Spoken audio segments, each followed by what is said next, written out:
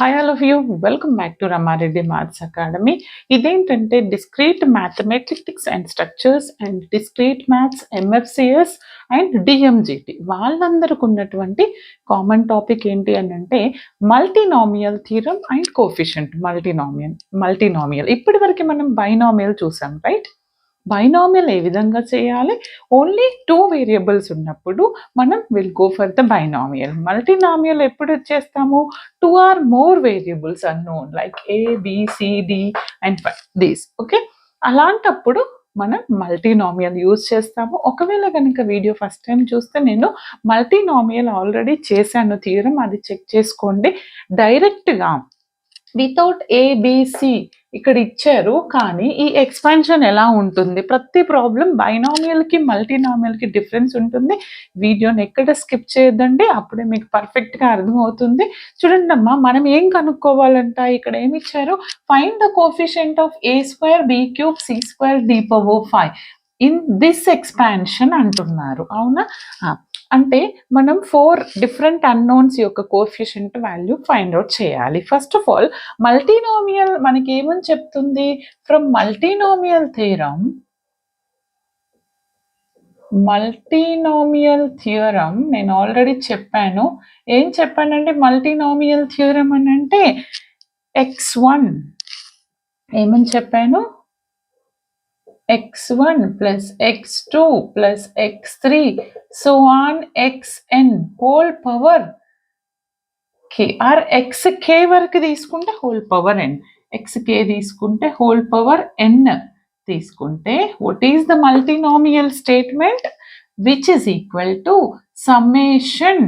What's the value? Summation n factorial upon n1 factorial, n2 factorial, n3 factorial, so on nk factorial into the coefficient. What is the coefficient here? x1 power n1, x2 power n2, so on xk power nk వరకు మనం చేయాల్సి ఉంటుంది. This is the standard formula for the multinomial. ఇప్పుడు ఇక్కడ మనకు ఒకటి తెలుసు, wear ఏమని తెలుసు మనకి? Here where n1 plus n2 plus n3 so on nk which is nothing but n అని తెలుసు. అవునా? Which is equal to n అని తెలుసు. ఇప్పుడు నేను ఈ కోఎఫిషియంట్ ఫైండ్ అవుట్ చేయాలంటే ఫస్ట్ ఈ ఎక్స్పాన్షన్ని తీసుకొని ఎలా రాస్తాను చూడండి. ఏంటి? a plus 2b minus 3c plus 2d plus 5 okay whole to the power of 16 ఉంది బేట. ఇప్పుడు నేను దీన్ని ఈ ఫార్ములాలో సబ్స్టిట్యూట్ చేస్తున్నాను. Which is equal to n factorial. ఇక్కడ n అంటే ఏంటి చెప్పండి? 16. Here n is equal to 16 from our expansion. ఏది నాకు n అవుతుంది? This is my n value. అవునా? నాకు n వాల్యూ తెలుసు. ఓకే, నేను ఇప్పుడు దీన్ని ఎలా రాస్తాను చూడండి. ఇది ఫస్ట్ సాల్వ్ చేయాలంటే మీకు n1 n2 n3 వాల్యూస్ తెలియాలి. దానికోసం అని నేను ఎలా రాస్తానంటే summation n factorial by what's the value? దీంట్లో డైరెక్ట్ మనం సబ్స్టిట్యూట్ చేద్దామండి. n అంటే ఏంటిది? 16 factorial. n is nothing but 16 factorial upon n1 factorial, n2 factorial, n3 factorial. ఎన్ని ఉన్నాయండి చెప్పండి? అప్ టు ఎన్ని అయితే వేరియబుల్స్ ఉంటాయో అన్ని ఫ్యాక్టోరియల్స్, అన్ని వాల్యూస్. ఓకే, ఎందుకని? x1 power n1, x2, x3 ఎన్ని ఉన్నాయి? x1, x2, x3, x4, x5 ఉన్నాయి. అంటే మీరేమని రాయాలి ఇక్కడ అంటే n3 factorial, n4 factorial, n5 factorial into the coefficient. Okay, ఇప్పుడు మన కోఎఫిషియంట్ ఏమని తీసుకుంటాం మనం ఇక్కడ? a, this one, a power n1. Okay, like x1 power n1. Next 2 b power x2 power n2. x2 అంటే ఇది కదా 2b power n2. Next minus 3c power, ఎందుకని a plus b plus c ఉన్నప్పుడు చెప్పాను కదా, అప్పుడు ఇది మైనస్ 3c పవర్ ఎంతండి n3 తెలియదు కదా n3. Next 2d power n4 and next and last one is x. చూడండి అమ్మా, x1 x2 x3 x4 x5 is 5 power n5. ఇప్పుడు నేను దీన్ని సింప్లిఫై చేస్తే ఫస్ట్ ఆఫ్ ఆల్ మనకి ఈ coefficient value a square b cube c square d cube రావాలంటే first find these unknown values. Okay, ప్రతి ప్రాబ్లం ఇలానే చేయాల్సి ఉంటుంది. ఇప్పుడు నేను ఈ అన్నోన్ వాల్యూస్ సాల్వ్ చేయాలంటే మీకు ఇక్కడ దీన్ని ఎక్స్పాండ్ చేస్తాను. చూడండి, 16 ఫ్యాక్టోరియల్. ఓకే, మీరు ఫైండ్ అవుట్ చేయండి లేదా క్యాల్సిలేట్ చేద్దాం. Just second. ఓకే, లేదు లాస్ట్లో చేద్దామా అంటే ఫైండ్ అవుట్ చేసి ఆ వాల్యూస్ ఫైండ్ అవుట్ చేసిన తర్వాత కూడా చేయొచ్చు మనం ఇక్కడ. ఓకే, ఇలానే ఉంచండి 16 ఫ్యాక్టోరియల్, ఎందుకంటే ఇక్కడ కోఎఫిషియంట్ కనుక్కుంటప్పుడు చేద్దాం. n1 ఫ్యాక్టోరియల్ అలానే రాయండి, మనకి n1 తెలియదు. n2 factorial, n3 factorial, n4 factorial, n5 factorial. దీన్ని ఎక్స్పాండ్ చేసి రాస్తే a పవర్ n1 వస్తుంది, 2 power n2 and b power n2. Okay, minus 3 power n3, c power n3, 2 power n4, d power n4 and 5 power n5. ఇప్పుడు నాకు ఇటువైపు మనం coefficient ఏదండి multinomial ప్రకారం we need to find the coefficient of what a square b cube c square d power 5. కాబట్టి నేను ఈ కోఎఫిషియంట్ని both sides compare చేస్తాను, అంటే comparing A values on both sides. Now ఇక్కడ ఏ స్క్వేర్ ఉంది, ఇక్కడ ఏమొస్తుంది a పవర్ n1 వస్తుంది. నౌ ఇక్కడ ఏ టర్మ్స్ కంపేర్ చేశాను కదా, తర్వాత b క్యూబ్ టర్మ్స్ కంపేర్ చేస్తే ఇక్కడ ఏముంది b క్యూబ్, ఇక్కడ bకి ఎంత ఉంది b పవర్ n2 ఉంది. Next C terms, is it visible, కనిపిస్తుందా?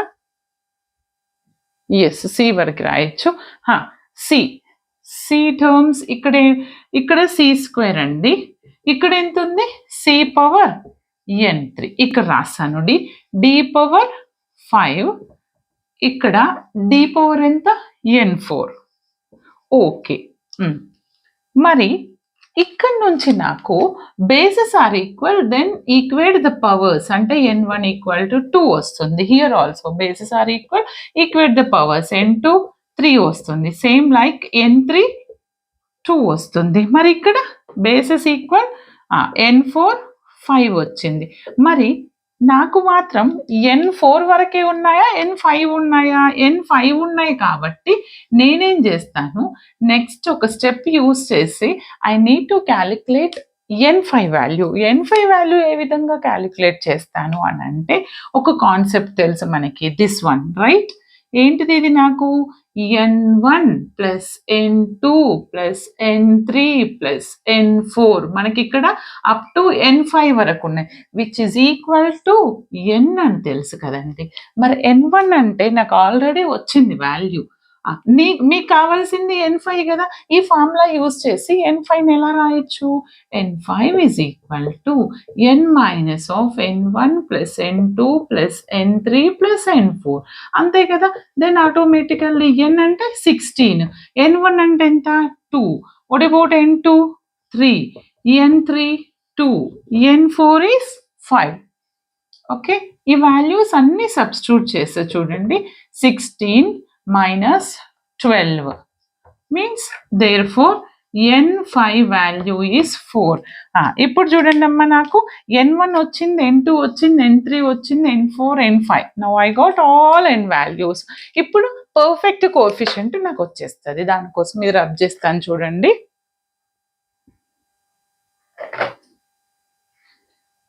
ఇక్కడ రబ్ చేద్దామా.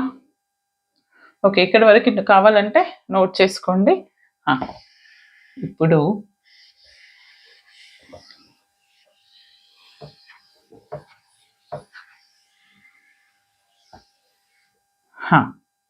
మరి ఎలా కనుక్కుంటాము?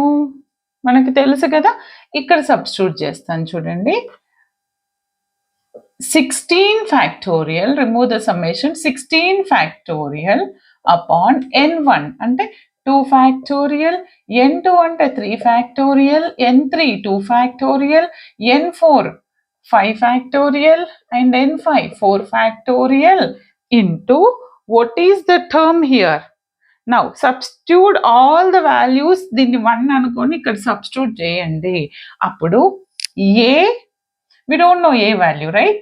a power what? n1 అంటే ఎంత వచ్చింది? 2. now b రాయండి. b power what? లేదు abcని లాస్ట్కి రాయండి, కాన్స్టెంట్స్ని ముందు రాద్దాం. కాన్స్టెంట్ వాల్యూస్ని తీసుకొచ్చి ముందు రాయండి. 2 power n2, 2 power n2, n2 అంటే ఎంత వచ్చిందండి? 3. and next minus 3 power n3, n3 is 2.